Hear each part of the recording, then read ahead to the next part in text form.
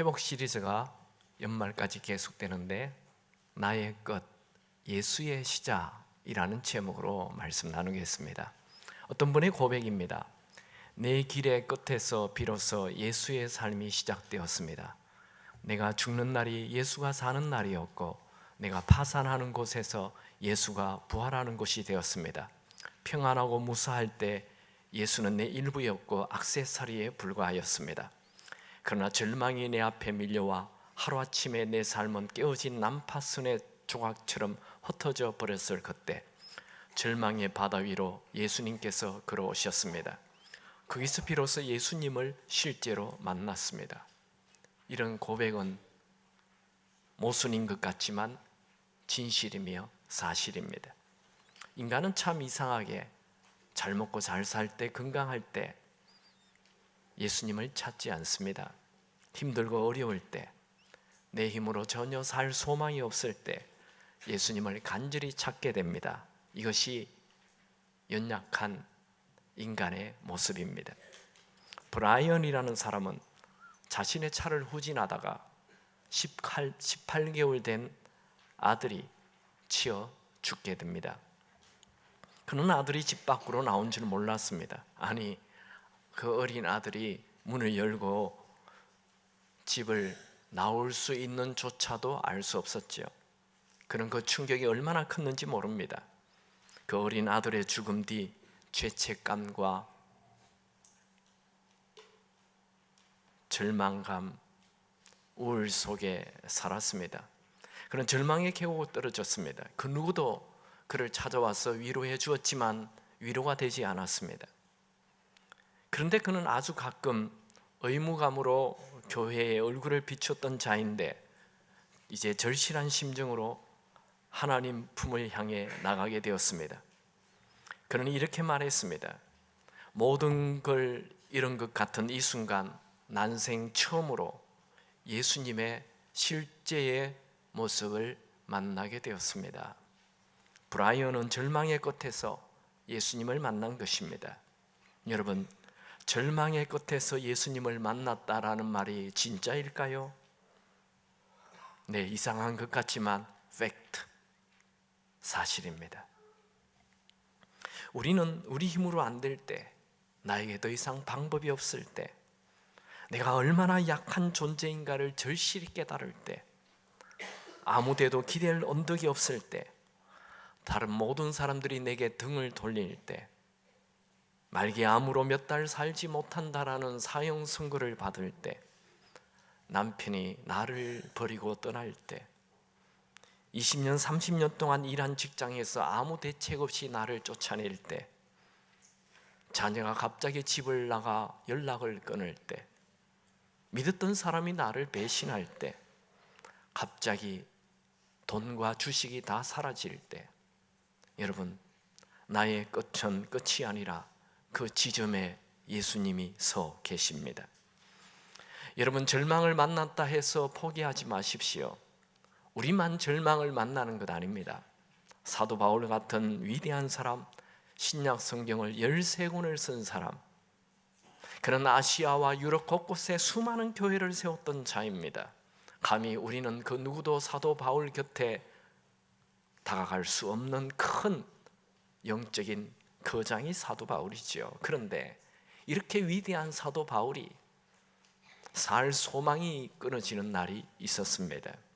고린도후서 1장 8절에 형제들아, 우리가 아시아에서 당한 환난을 너희가 모르기를 원하지 아니하노니 힘에 겹도록 심한 고난을 당하여 살 소망까지 끊어지고, 살 소망이 끊어졌다는 말은 절망에 빠졌다는 말이지요. 그 다음 절에 보면 더 큰 절망을 말합니다. 고린도후서 1장 9절에 우리는 우리 자신이 사형 선고를 받은 줄 알았으니 이는 우리로 자기를 의지하지 말고 오직 죽은 자를 다시 살리시는 하나님만 의지하게 하심이라.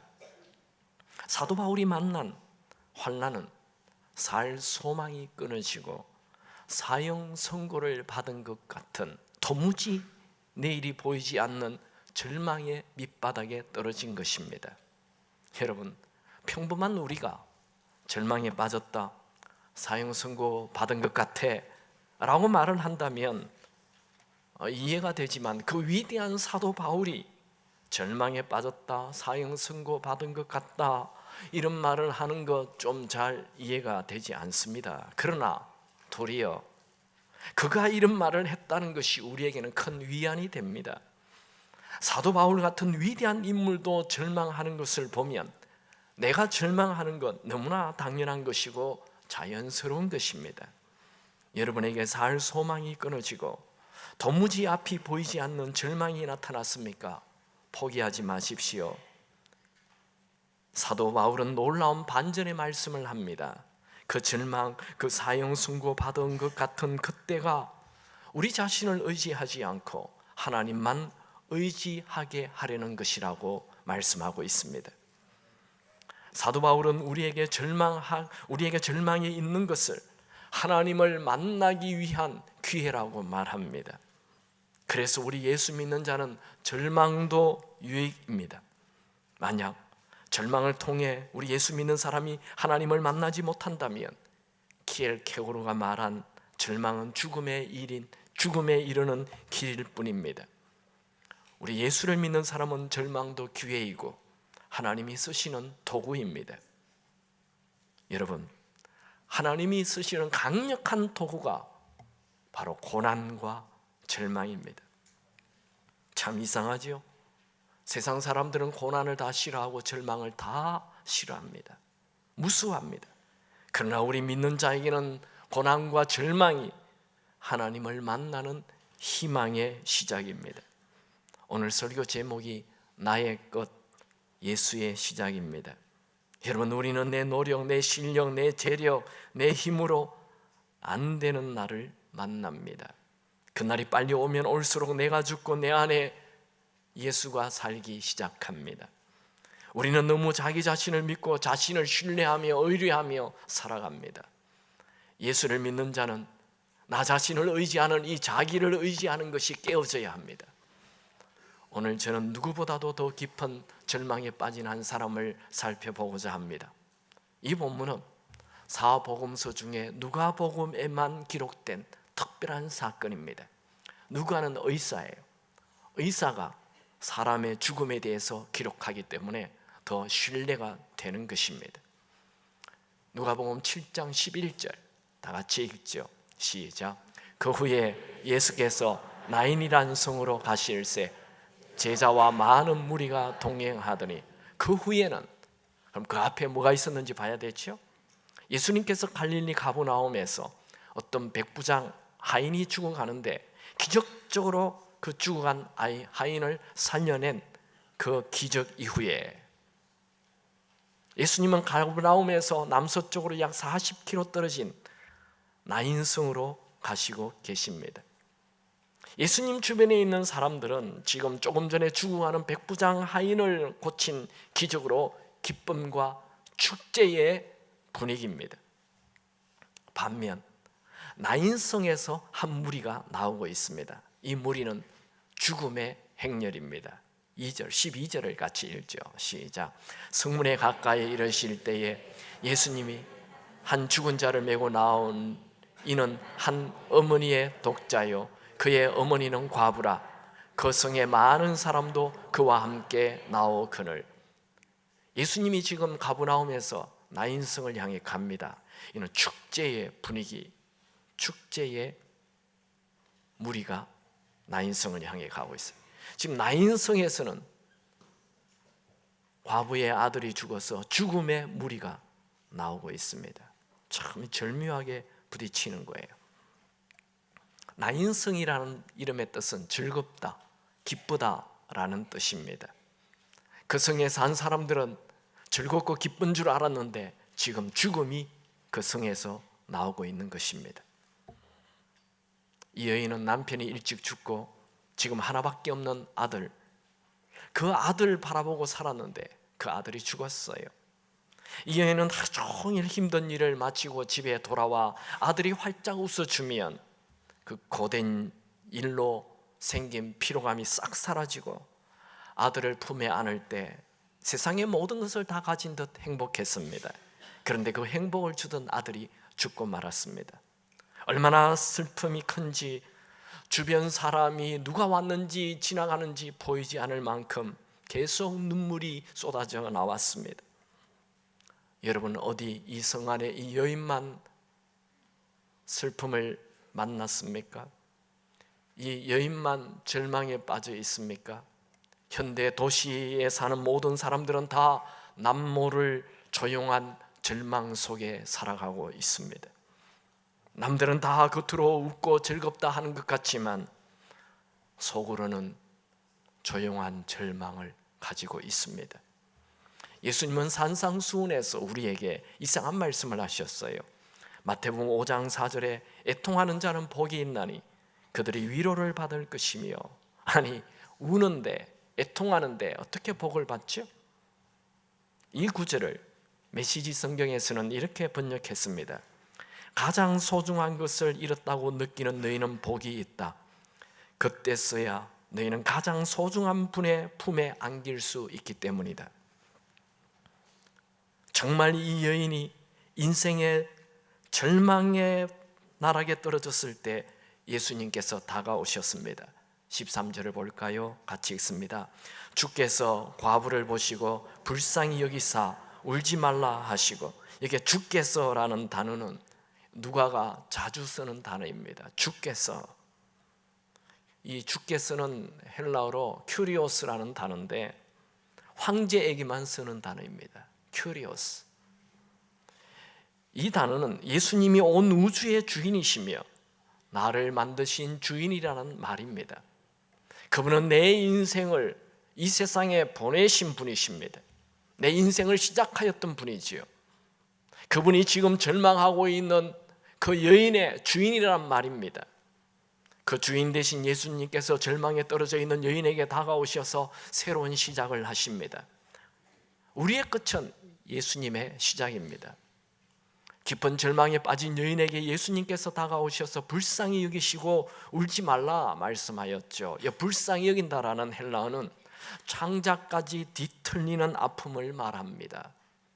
예수님은 이 여인에 대하여, 이 여인의 아픔에 대하여 창자가 끊어지는 고통을 느끼시면서, 왜요? 예수님이 이 여인의 주인이기 때문에 그렇습니다. 예수님이 이 여인의 인생을 시작하신 분이시기 때문에 그렇습니다. 여러분, 나의 주인이신 예수님은 내가 아파하면 그분이 나의 주인이기 때문에 나보다 더 아파하십니다. 그녀는 평생 처음으로 예수님의 음성을 들었습니다. 바로 그 절망의 끝자락에서 예수님의 울지 말라라는 따뜻한 음성을 들었습니다. 여러분, 우리의 주인이신 예수님은 우리의 절망을 절대로 외면하지 않으십니다. 그러나 이 여인은 아직도 예수님이 주인이심을 몰랐습니다. 14절을 읽죠. 가까이 가서 그 관에 손을 대시니 맨 자들이 서는지라. 예수께서 이르시되 청년아 내가 내게 말하노니 일어나라 하시매. 여러분, 예수님 당시 유대인들은 다 모세오경을 외웠어요. 그러니까 모세오경에 민수기 19장 11절에 사람의 시체를 만진 자는 이레 동안 부정하리라. 그러니까 이 예수님 당시 유대인들은 죽은 시신이 있는 관에 절대로 손을 대지 않아요. 왜냐하면 내가 부정해지기 때문에. 그렇게 했다면 일주일 동안 그 부정한 것을 회개하며 지내야 합니다. 더욱이 예수님은 그 당시에 뜨는 랍비입니다. 랍비는 더더욱 부정한 것을 만지지 않죠. 그런데 예수님은 직접 그 죽은 시신이 들어있는 관을 만지십니다. 그리고 그 관 안에 있는 청년을 향해 청년아 일어나라 이렇게 말씀하셨습니다. 예수님은 이 죽은 청년을 살리기는 원하셨습니다. 우리는 흔히 이런 말을 하죠. 예수님이 내가 회복되는 것 뭐 원하시겠어? 내 인생에 뭐 관심이 있으시겠어? 매일 죄를 짓는 나를 찾아오시겠어? 나는 내가 봐도 중죄인이야. 나는 내가 봐도 소망이 없는 구제불능이야. 나는 이제 끝이야. 아닙니다. 예수님은 우리를 절대로 포기하지 않습니다. 나는 나를 포기할지 모르나 예수님은 우리를 포기하지 않으십니다. 여러분, 이 청년은 정말 이미 죽은 자입니다. 누가 봐도 끝난 인생입니다. 이 죽은 청년이 살아난다는 것은 불가능한 일이지요. 여러분, 우리 예수님은 어떤 분입니까? 예수님은 아무도 포기하지 않으십니다. 심지어 죽은 자도 살려내고 싶어 하시는 분이십니다. 여러분, 예수님이 포기하시지 않는 한 우리에게 희망이 있습니다. 여러분이 지금 절망의 끝자리에 떨어졌습니까?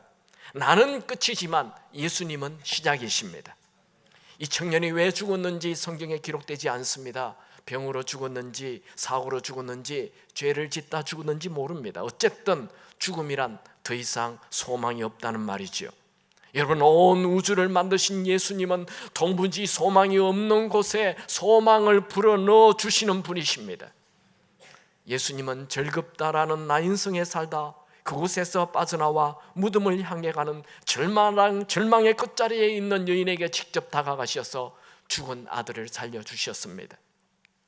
이 여인은 아들의 죽음이라는 절망에서 전혀 생각지 않았던 새로운 시작을 만났습니다.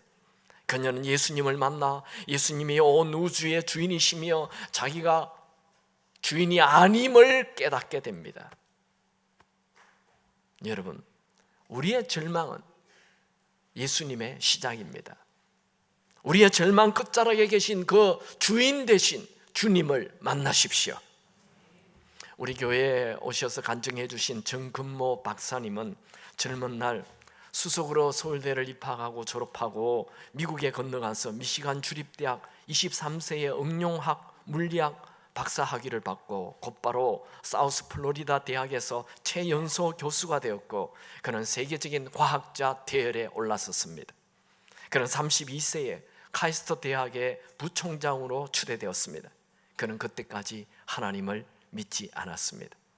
자신이 너무 똑똑하고 잘 나가는 과학자가 되었으니 신의 존재를 인정할 수도 없었고 믿을 이유도 없었습니다.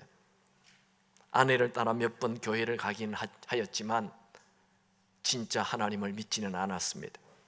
그에게 10살 된 아들이 있었는데 몸이 아파 병원에 갔더니 심부전증으로 죽어간다는 진단을 받았습니다. 의사가 말했습니다. 늦긴 하지만 콩팥 이식 수술을 한다면 살 수 있습니다. 그는 곧바로 자신의 콩팥을 하나 떼어 아들에게 이식시켰습니다. 그러나 수술 부작용으로 그 콩팥 이식이 실패하게 됩니다. 아들의 얼굴이 새까맣게 타들어가고 있습니다. 의사는 더 이상 자신이 할 수 있는 것은 없다고 말했습니다. 정 박사는 실망하였습니다. 절망하였습니다. 과학자인 아버지, 이 아버지가 아들을 위해 해줄 수 있는 것은 아무것도 없었습니다. 그는 처음으로 스스로 성경을 집어들었습니다. 성경을 읽으면서 혹시 하나님이면 우리 죽어가는 아들을 살려주실 수 있지 않을까 하는 믿음이 생겼습니다. 그때 마침 교회에서 기도회에 참석하라는 연락이 왔습니다. 아내는 아들 침상 곁에 있어도 자신들은 아무런 도움이 되지 못하니 차라리 교회에 가서 기도하자고 하였습니다. 그래서 아내에게 끌려 교회에 가서 목 놓아 부르짖고 눈물을 흘리며 간절히 매달렸습니다. 자신의 교만을 회개하였습니다. 철저히 낮아졌습니다. 절망의 끝자락에서 하나님을 붙잡았습니다. 그렇게 몇 시간 울며 기도하고 있는데 병원에서 연락이 왔습니다. 아들이 이상하게 갑자기 회복되고 있다고. 그 후 정 박사는 뜨거운 믿음 생활을 하고 있습니다. 아무리 바빠도 주일 예배, 수요 예배, 금요 철야, 구역 예배, 모든 예배에 다 참석하고 있습니다. 여러분, 예수님은 우리가 죽음의 관 속에 누워 있기를 원치 않습니다. 예수님은 우리가 일어나기를 원하십니다. 여러분이 무슨 이유인지 모르지만 죽음의 자리에 계속 누워 있지 마십시오. 절망의 자리에서 포기하지 말고 그 절망의 자리에 와 계신 여러분을 이 땅에 보내신 여러분의 주인이신 그 예수님을 만나시기 바랍니다. 예수님을 만나면 죽음의 자리에서도 일어나게 됩니다. 예수님을 만나면 회복됩니다. 예수님을 만나면 치유됩니다. 온 우주를 만드신 그 음성이 죽은 청년에게 임하자 그 청년은 죽음의 자리에서 벌떡 일어났습니다. 여러분, 성경에는 나의 끝이 예수님의 시작이 되는 사건이 가득합니다. 모세는 나이 40에 사람을 죽이고 도망자가 되어 광야에 가서 혼자 숨어 살 때 그의 인생은 끝이 되었습니다. 그 살인 사건이 그의 모든 비전, 꿈 다 깨어버렸습니다. 그는 광야에서 지낸 지 40년이 지나 나이 80이 되자 늙고 힘없는 노인이 되어 자신이 할 수 있는 일이란 아무것도 없었습니다. 그가 나이 40대 가졌던 이스라엘 백성들을 출애굽시키라는 그런 꿈은 허황된 꿈이었고 그 모든 꿈은 모래바람에 다 날아가 버리고 말았습니다.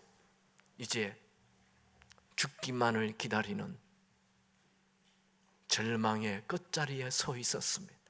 나이 80. 그때 하나님께서 나타나셔서 40에 가졌던 그 꿈, 이스라엘 백성들을 출애굽시켜라 말씀하셨습니다. 왜 하나님은 그를 나이 80까지 기다렸을까요? 인생 끝자락까지 기다리는 것입니다. 모세가 할 수 있다는 생각을 포기할 때까지, 내가 할 수 있다는 생각을 포기할 때까지, 나는 아무것도 할 수 없습니다라는 그 자리에 하나님이 나타나신 것입니다. 여러분, 여러분의 꿈이 깨어졌습니까? 그 자리가 하나님을 만나는 자리입니다. 그 자리가 하나님이 다시 시작하는 자리입니다. 이사야 선지자는 유다 왕이었던 우시야 왕의 친척으로 예루살렘 성 안에서 왕족들과 친하게 편하게 지내며 살았습니다. 그는 누구보다도 우시야 왕과 친하게 지내며 예루살렘 성전을 마음껏 들락날락하였습니다. 그런데 우시야 왕이 갑자기 문둥병에 걸려 시름시름 앓다가 죽고 말았습니다. 그렇게 친하게 지냈던 우시야 왕이 죽자 그는 성전에 엎드려 통곡하며 울고 있었습니다. 어제까지 편하게 와서 제사 드렸던 그 성전이 전혀 다른 성전이었습니다.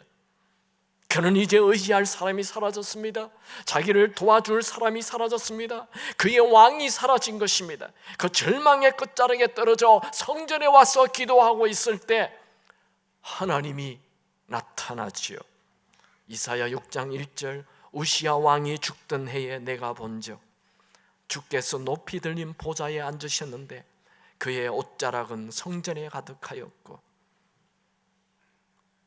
우시야 왕이 죽는 날 그때 성전에서 하나님을 만나요. 그 후 그는 온 유대 땅에 하나님의 말씀을 전하는 대선지자가 됩니다. 여러분, 여러분의 왕이 누굽니까? 그 왕이 죽는 날 여러분의 왕이 무엇입니까? 돈입니까? 직장입니까? 여러분 믿었던 남편입니까? 아들입니까? 그 왕이 죽는 날 하나님을 만나는 날입니다. 베데스다 연못에 물이 동하길 기다리는 38년 된 병자는 삶에 아무런 의욕도 열정도 없이 살아가고 있었습니다. 그가 처음 베데스다 연못에 올 때는 자신의 몸이 나을 것이라는 기대를 가지고 찾아왔습니다. 그러나 10년이 가고 20년이 가고 30년이 지나도 자기의 병은 나을 기미조차 보이지 않았습니다. 그래서 그는 포기하며 살고 있습니다. 그는 무더운 여름과 차가운 겨울을 38번씩이나 베데스다 연못에서 지냈습니다. 그는 더 이상 자신의 몸이 치유될 것이라는 기대는 가지지 않았습니다. 그는 아무것도 할 수 없었습니다. 겨우 남들이 던져주는 동전만 바라보는 거지 신세가 되고 말았습니다. 그는 예수님이 자기 곁에 와 있어도 몰랐습니다. 그는 그 당시 가장 유명한 치유자인 예수님이 곁에 와도 알지 못하였습니다. 그는 절망의 끝에 예수님이 서 계신 것을 몰랐습니다. 예수님이 곁에 와 있다는 것도 모르는 이 38년 된 환자에게 오셔서 너의 자리를 들고 일어나라 말씀하셨죠. 예수님이 이 베데스다 연못에 오신 이유는 바로 이 38년 된 환자 한 사람 때문이었습니다. 예수님은 이 사람이 38년 동안 이 베데스다 연못에 있었는지 상관없습니다. 380년 있었다 해도 상관없습니다. 아니 38초 있었다 해도 상관이 없습니다. 예수님에게는 시간이 문제가 되지 않습니다. 예수님이 가장 좋아하는 시간은 지금이라는 시간입니다. 지금 내 힘으로 안 됩니다. 지금 내 노력으로 안 됩니다. 그러나 나는 주님의 도움이 필요합니다라는 그 시간에 예수님은 역사하십니다. 베데스다 연못에 38년 된 환자는 질병으로 치유될 확률이 거의 없을 때 스스로 생각해도 치유가 불가능한 그 절망의 끝자리에서 예수님을 만났습니다. 오늘 예수님은 아무리 질병으로 오랜 시간 동안 치유되지 않았다 해도, 치유될 확률이 거의 없다고 해도 그곳에서 예수님은 만나주시고 우리를 회복시켜 주실 것입니다. 다시 본문으로 돌아갑시다. 누가복음 7장 15절 같이 읽습니다. 죽었던 자가 일어나 앉고 말도 하거늘 예수께서 그를 어머니에게 주시니, 예수님께서 죽은 청년에게 일어나라고 말하자 죽은 청년에게 생명이 들어가서 살아났습니다. 여러분, 예수님은 사람이 아니에요. 온 우주를 만드신 분이에요. 그러니까 빛이 있으라 하면 빛이 생기는 거예요. 살아나라 하면 사는 거예요. 그냥 예수님 말씀이 들어가면 살게 됩니다. 여러분, 이 주일날 와도 말씀이 들리지 않습니까? 여러분, 예배 때 말씀이 들립니까? 하나님 말씀이 여러분의 심령에 들어갑니까? 살게 될 것입니다. 말씀이 살립니다. 예수님 말씀이 살리는 거예요. 그 청년은 일어나서 앉기도 하고, 그냥 본문에는 죽었던 자가 일어나 앉고 말도 하거늘 이래 돼 있지만, 제가 썼더라면 이렇게 안 썼을 거예요. 일어나 앉고 또 일어나 앉고 펄떡펄떡 뛰다가 옆에 있는 사람 다 껴안고 온 사방에 있는 사람 다 껴안고 계속 그냥 그러고 있을 그때에 예수님께서 그만 뛰고 너희 엄마에게 가라 이렇게 했을 것 같아요. 이 여인은 아들이 죽었기 때문에 살아난 것도 보이지 않습니다. 흐르는 눈물이 너무 계속 흘렀어. 앞에 누가 왔는지 누가 가는지 아들이 살아나는지 죽는지 보이지 않아요. 이 눈물이 너무 많았어. 쏟아지는 눈물. 내 하나밖에 없는 아들이 죽었는데, 근데 예수님이 그 여인에게 아들을 데려다 줘요. 그때서야 아들이 살아난 걸 알게 됩니다. 이 여인은 깊은 절망에서 놀라운 희망을 가졌습니다. 이 여인은 그 깊은 절망이 온 우주의 주인이신 예수님을 만나는 기회가 되어버렸습니다. 성경에 기록되어 있지 않지만 이 여인과 청년은 평생 예수님이 주인이시다, 예수님이 온 우주를 창조하신 분이시다, 예수님이 죽은 자를 살리시는 능력의 하나님의 아들이다 라고 전하는 자가 되었을 것입니다. 여러분, 큰 절망을 만났습니까? 여러분 자신에게 절망하십시오. 그러나 절망에 빠지지는 마십시오. 그 절망은 예수님을 만나는 기회입니다. 그 깊은 절망 속에서 예수님을 바라보십시오. 예수님은 바로 그 절망 끝에 와 계십니다. 죽은 자를 살리시는 예수님을 의지하십시오. 나의 끝이 예수님의 시작입니다. 절망의 끝자락에 절망을 희망으로 바꾸시는 예수님이 와 계십니다. 여러분, 예수님은 우리의 절망 속에 다가오십니다. 내년이 아니라 올해가 아니라 내일이 아니라 오늘도 나중에가 아니라 지금. 죽은 아들이 살아나자 무슨 일이 일어나지요? 16절 17절 같이 읽습니다. 모든 사람이 두려워하며 하나님께 영광을 돌려 이르되 큰 선지자가 우리 가운데 일어나셨다 하고 또 하나님이 자기 백성을 돌보셨다 하더라. 예수께 대한 이 소문이 온 유대와 사방에 두루 퍼지니라. 죽은 청년이 살아나자 온 동네 사람들이 발칵 뒤집혀집니다. 죽은 청년이 살아났다고 좋아하는 것보다 하나님을 두려워하였습니다. 그리고 하나님께 영광을 돌렸어요. 여러분, 교회를 오래 다녔지만 아직도 하나님이 두렵지 않는 분이 있습니까? 그러면 하나님을 만난 분이 아니에요. 우리는 성경에 두려워하지 말라 이런 말씀이 그냥 366번 기록되어 있다고 그렇게 말하죠.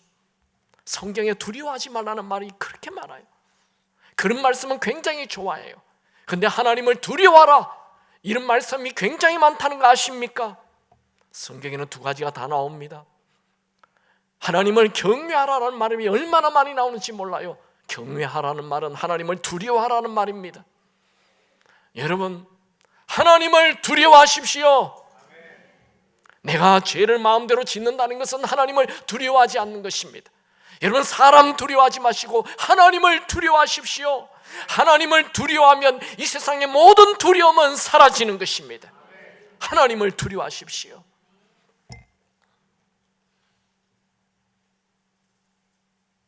여러분, 절망은 하나님을 만나는 기회입니다. 하나님의 영광을 드러낼 수 있는 도구입니다. 이 사건의 핵심은 나인성 과부가 죽은 아들로 인해 절망 속에 있다가 예수님을 만나 죽은 아들이 살아났다, 이것보다도 예수님이 이 절망적인 여인의 아픔을 아시고 다가오셨다는 것입니다. 이 여인의 삶의 중심은 독자인 아들이었습니다. 그 아들이 희망이며 비전이며 전부였습니다. 그 아들이 죽자 그녀의 희망도 미래도 그녀의 인생도 죽었습니다. 그러다 아들이 살아나자 그녀의 삶의 중심이 아들에서 예수님으로 바뀌어졌습니다. 아들이 죽는 절망이 그녀에게 예수님을 삶의 중심에 놓게 되는 중요한 기회가 되었습니다. 삶의 무게중심이 아들에서 예수님으로 옮기게 된 것이죠. 그녀는 아들의 죽음이라는 절망에서 예수님이 진짜 이 온 우주의 주인이심을 알게 되었습니다. 여러분, 우리의 삶에 가장 큰 영향을 끼치는 것이 뭘까요? 바로 고난입니다. 절망입니다. 절망은 사람을 확 바꾸줍니다. 성공은 사람을 교만하게 만듭니다. 성공은 사람을 바꾸지 않아요. 타락하게 만들죠. 고난과 절망은 사람을 바꿔줘요. 하나님을 찾게 해요. 성공은 내가 주인이 돼요. 더 주인이 돼요. 내 고난과 절망은 내가 주인된 나를 버리고 진짜 온 우주의 주인이신 나의 주인이신 그분을 주인으로 모시게 되는 것입니다. 그녀는 아들이 죽는 절망에서 아들이 살아나는 희망으로 바뀌며 예수를 만나 그녀의 삶은 진짜 인생이 시작되었습니다.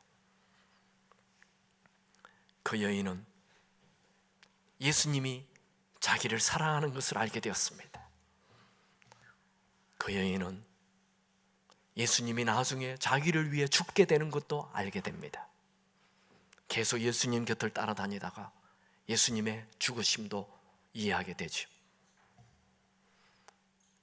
이 여인이 예수님을 먼저 사랑한 것 아니에요.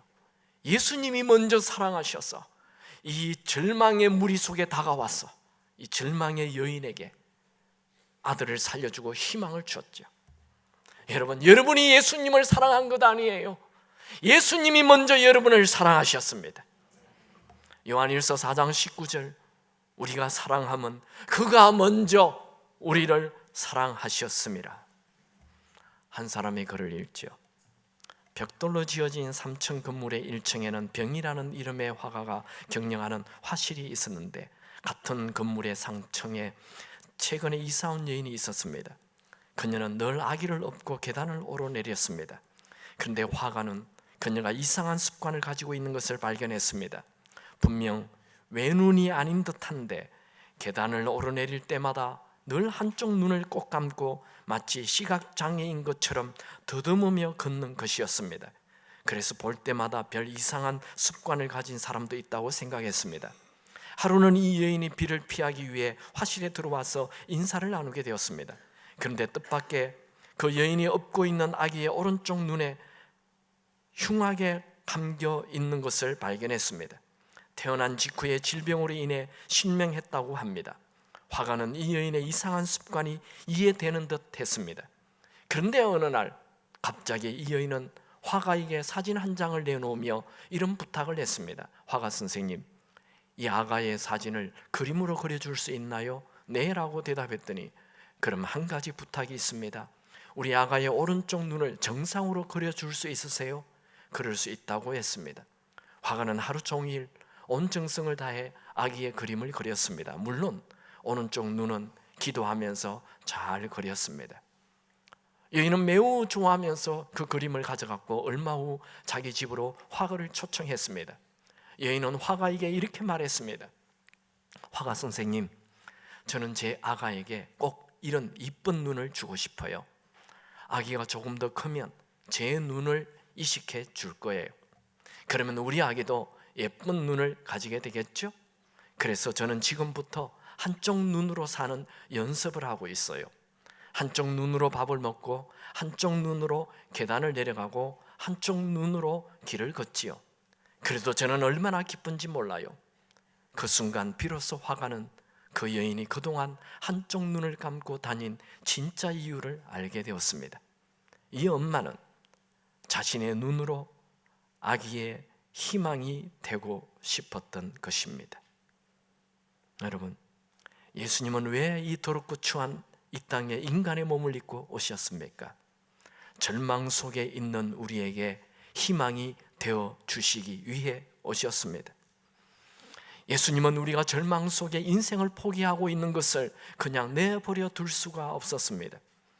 예수님은 왜 십자가에서 죽으셨습니까? 우리가 죄에 빠져 영원히 지옥에 죽는 것을 내버려 둘 수가 없었기 때문입니다. 여러분, 나 자신에 대해서 절망하십시오. 내 힘으로 안 되는 것을 아십시오. 내 노력으로 안 되는 것을 깨달으십시오. 내 절망, 나의 끝, 예수님의 시작입니다. 예수님은 내 절망의 희망으로 다가오십니다. 나의 절망보다 예수님의 희망은 내가 상상하는 것보다 훨씬 더 크십니다. 어둠이 빛을 막지 못하듯이 우리의 절망이 예수님의 희망을 막지 못합니다. 예수님이 살아계시는 한 우리에게는 언제나 희망이 있습니다. 나의 끝은 예수님의 시작입니다. 여러분, 나의 끝은 예수님을 주인으로 모시라는 사인입니다. 예수님을 여러분의 주인으로 모십시오. 모든 절망이 물러갈 것입니다. 여러분, 우리는 절망으로 무너지는 자가 아니라 예수님을 주인으로 모시고 모든 절망을 이기는 자로 살아야 합니다. 여러분의 절망, 예수님을 주인으로 모시는 최고의 기회입니다. 우리 한번 같이 기도할까요? 하나님 아버지, 나는 나 자신에 대하여 자주 절망합니다. 내 안에는 남 모르는 절망이 있습니다. 이 절망 끝자리에 주님이 서 계심을 압니다. 주님, 나를 만나 주옵소서. 주님을 나의 주인으로 모십니다. 나의 주인이 되어 주옵소서. 내가 더 이상 내 인생을 살지 않고 예수님이 내 인생을 살도록 나를 내어놓겠습니다. 주여, 나의 주인이 되어 주옵소서. 우리 한번 주여 외치고 기도하겠습니다. 주여!